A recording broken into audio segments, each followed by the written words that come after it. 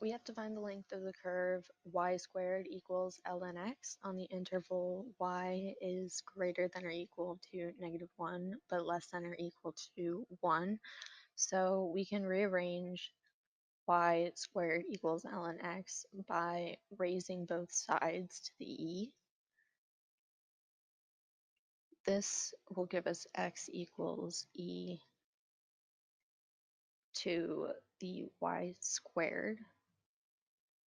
Then we'll want to find x prime to plug into our arc formula equation.